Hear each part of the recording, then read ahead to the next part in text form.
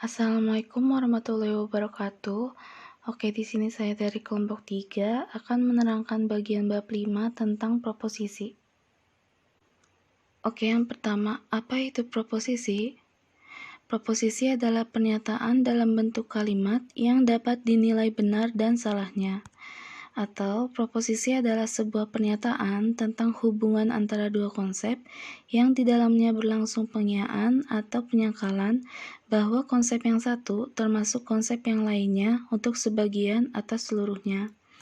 Nah, di sini ada contohnya. Contoh yang pertama yaitu semua kuda adalah binatang. Di contoh yang pertama, kita dapat melihat perbandingan dua konsep. Yang pertama yaitu konsep kuda sebagai subjek, dan yang kedua yaitu konsep binatang sebagai predikat.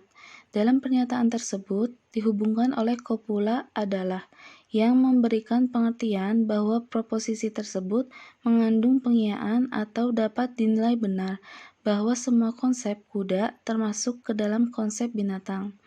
Nah, kita lihat contoh yang keempat. Di situ ada semua kuda bukan tumbuhan.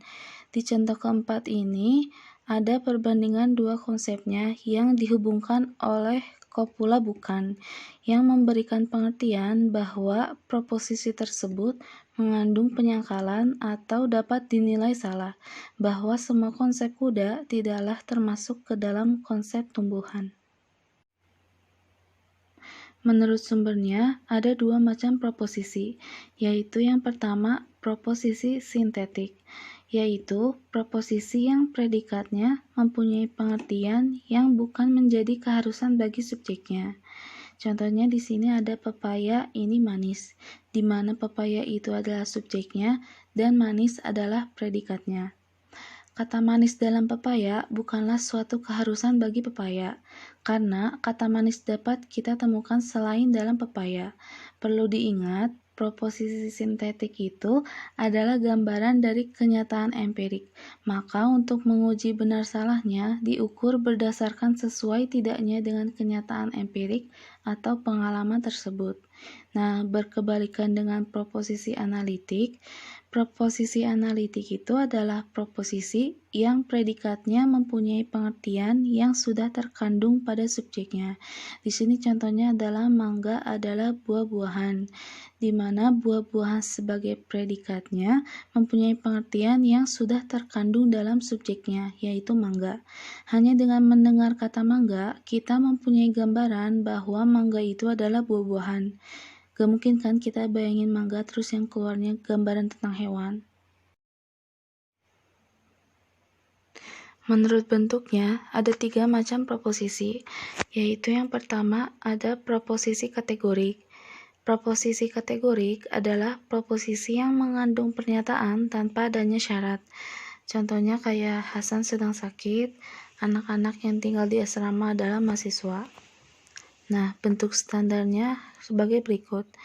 Contoh di sini yaitu sebagian manusia adalah pemabuk, di mana sebagian itu adalah quantifier, manusia itu sebagai subjek, adalah sebagai copula, dan pemabuk sebagai predikat. Nah, quantifier, subjek, copula, dan predikat itu termasuk ke dalam unsur-unsur proposisi kategoris. Di sini diterangin pengertiannya, yaitu yang pertama subjek. Subjek adalah term yang menjadi pokok pembicaraan. Di sini pokok pembicaraannya yaitu manusia. Yang kedua ada predikat. Predikat adalah term yang menerangkan subjek. Di sini predikatnya adalah pemabuk. Jadi menerangkan manusia pemabuk. Terus yang ketiga ada copula. Copula adalah kata yang menyatakan hubungan antara term subjek dan term predikat. Di sini copulanya pakai adalah. Jadi copula tuh kayak kata penghubung lah gitu. Terus di sini yang terakhir ada quantifier. Quantifier itu adalah kata yang menunjukkan banyaknya satuan yang diikat oleh term subjek. Di sini quantifiernya menggunakan kata sebagian. Oke, di sini akan dijelasin mengenai jenis-jenis quantifier. Di sini ada 3 jenis. Yang pertama yaitu proposisi universal. Suatu proposisi yang quantifiernya menunjuk kepada permasalahan universal, seperti kata seluruh, semua, segenap, setiap, tidak satupun. Contohnya di sini tanaman membutuhkan air. Walaupun kuantifiernya tidak dinyatakan, tapi maksud dari pernyataan tersebut memiliki arti bahwa semua tanaman membutuhkan air, karena tidak satupun tanaman yang tidak membutuhkan air. Bahkan kaktus yang tumbuh di daerah gersang pun membutuhkan air. Terus yang kedua ada proposisi partikular. Suatu proposisi yang kuantifiernya menunjuk kepada permasalahan partikular, seperti kata sebagian, kebanyakan, beberapa, tidak semua, dan rata-rata. Contohnya, manusia dapat menerima pendidikan tinggi. Sama seperti contoh yang pertama, kuantifiernya dalam pernyataan tersebut tidak dinyatakan, tapi maksud dari pernyataan tersebut memiliki arti bahwa hanya sebagian saja manusia yang dapat menerima pendidikan tinggi. Yang terakhir ada proposisi singular. Adalah suatu proposisi yang kuantifiernya menunjuk kepada permasalahan singular. Tetapi untuk permasalahan singular biasanya kuantifiernya tidak dinyatakan. Seperti contoh berikut, yaitu Hasan adalah guru. Kalau misalnya kuantifiernya mau dinyatakan, bakal jadi kayak gini, seorang Hasan adalah guru. Oke, selanjutnya ke penjelasan mengenai kopula. Bila ia mengiyakan, biasanya menggunakan kata adalah itu, proposisinya disebut proposisi positif.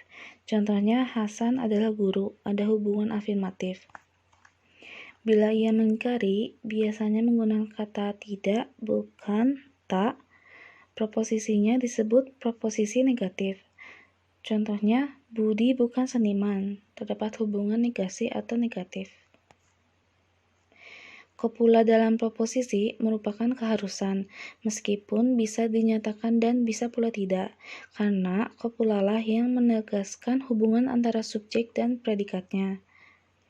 Nah, yang perlu digarisbawahi oleh kalian, dengan quantifier dapat kita ketahui kuantitas proposisi tertentu, apakah universal, partikular, atau singular, dan dengan kopula kita bisa mengetahui kualitas proposisi itu, apakah positif ataukah negatif. Dari kombinasi antara kuantitas dan kualitas proposisi, maka kita kenal 6 macam proposisi. Yang pertama ada universal positif. Dalam logika dilambangkan dengan huruf A besar. Rumusnya yaitu semua S adalah P. Contohnya, semua manusia akan mati. Kenapa disebut universal? Karena di sini menggunakan kata semua. Yang kedua ada partikular positif, dilambangkan dengan huruf I besar. Contohnya di sini sebagian manusia adalah guru. Kenapa partikular? Karena di sini menggunakan kata sebagian. Terus yang ketiga ada singular positif, yang keempat ada universal negatif, yang kelima partikular negatif, dan yang terakhir ada singular negatif. Jadi kalau kalian sebelumnya udah mengerti penjelasan mengenai quantifier dan kopula, maka kalian pasti akan cepat ngerti kalau baca 6 macam proposisi ini. Oke, selanjutnya ke pembahasan mengenai distribusi. Distribusi berhubungan erat dengan pembahasan denotasi term subjek dan predikat, terutama sekali term predikat, apakah ia merangkum seluruh golongannya atau hanya sebagian saja. Dalam hal ini, ada dua istilah yang perlu diketahui, yaitu yang pertama, tertebar. Dinamakan tertebar apabila ia melingkupi seluruh denotasinya. Yang kedua, tak tertebar. Dinamakan tak tertebar apabila ia hanya menyebut sebagian denotasinya. Nah, kita selidiki tertebar tidaknya predikat dalam proposisi kategorik dari semua permasalahan. Yang pertama ada permasalahan A, yaitu universal positif. Contohnya, semua merpati adalah burung. Subjeknya di sini tertebar karena jelas menggunakan kata semua yang melingkupi seluruh denotasinya. Lalu predikatnya tak tertebar. Kenapa? karena term burung hanya menerangkan merpati saja, padahal banyak lagi yang bisa kita golongkan dalam pengertian burung, misalnya burung elang, burung hantu, dan sebagainya. Lalu yang kedua ada permasalahan I, yaitu partikular positif. Contohnya sebagian mahasiswa adalah malas. Di sini subjeknya tak tertebar. Jelas ya, karena ada kata sebagian, tidak melingkupi seluruh denotasi dari mahasiswa. Lalu bagaimana dengan predikatnya? Predikatnya di sini malas itu tak tertebar. Kenapa? Karena term malas hanya menerangkan sebagian dari yang bersifat malas. Jadi hanya menerangkan sebagian dari cakupannya, maka ia tak tertebar. Terus yang ketiga ada permasalahan E, yaitu universal negatif. Contohnya di sini semua ayam bukan kambing. Subjeknya tertebar, predikatnya tertebar juga. Kenapa? Karena dalam proposisi tersebut, semua ayam dikecualikan dari semua golongan kambing. Mau kambing jenis apapun, kambing itu bukan ayam, jadi predikatnya tertebar. Nah, yang keempat, permasalahan O atau partikular negatif. Contohnya di sini sebagian mahasiswa tidak rajin. Subjeknya udah jelas ya, tak tertebar karena menggunakan kata atau quantifier sebagian. Lalu predikatnya kenapa tertebar? Nah, dalam proposisi ini sebagian mahasiswa dikecualikan dari golongan orang yang rajin. Dan yang dimaksud tentulah seluruh orang yang rajin, jadi predikatnya tertebar. Lanjut ke jenis-jenis proposisi yang kedua, yaitu proposisi hipotetik. Kalau misalnya proposisi kategori kopulanya selalu pakai adalah, bukan, atau tidak. Nah, di proposisi hipotetik, kopulanya itu menggunakan jika, apabila, atau manakala. Pada proposisi kategorik, kopula menghubungkan dua buah term, sedangkan pada proposisi hipotetik, kopula menghubungkan dua buah pernyataan. Contohnya seperti berikut. Jika permintaan bertambah, maka harga akan naik. Pada dasarnya, kalimat di atas itu terdiri dari dua proposisi kategorik, yaitu permintaan bertambah dan harga akan naik. Jika dan maka itu adalah kopulanya. Permintaan bertambah sebagai pernyataan pertama disebut sebab atau antesiden, dan harga akan naik sebagai pernyataan kedua disebut akibat atau konsekuen. Antara sebab dan akibat dalam proposisi hipotetik ada kalanya merupakan hubungan kebiasaan dan ada kalanya merupakan hubungan keharusan. Contohnya yang hubungan kebiasaan itu, jika hujan turun, saya tidak akan pergi. Contoh dari proposisi hipotetik hubungan keharusan kayak gini. Bila nyawa meninggalkan badan, maka berakhirlah kegiatan jasmani. Yang terakhir yaitu proposisi disjunktif. Proposisi ini pada hakikatnya juga terdiri dari dua buah proposisi kategorik, seperti proposisi jika tidak benar, maka salah. Nah, jika dianalisis menjadi proposisi itu benar dan proposisi itu salah.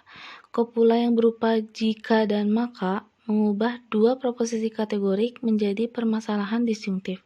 Kopula dari proposisi disjunktif bervariasi sekali, seperti hidup kalau tidak bahagia adalah susah, dan sebagainya. Kalian bisa baca sendiri.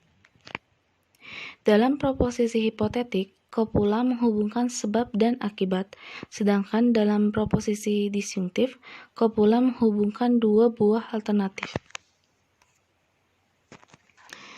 Bentuk-bentuk proposisi disjunktif, yaitu yang pertama ada proposisi disjunktif sempurna. Proposisi ini mempunyai alternatif kontradiktif. Rumusnya A mungkin B, mungkin non B. Contohnya, Fajar mungkin masih hidup, mungkin sudah mati atau non hidup. Yang kedua, proposisi disjunktif tidak sempurna.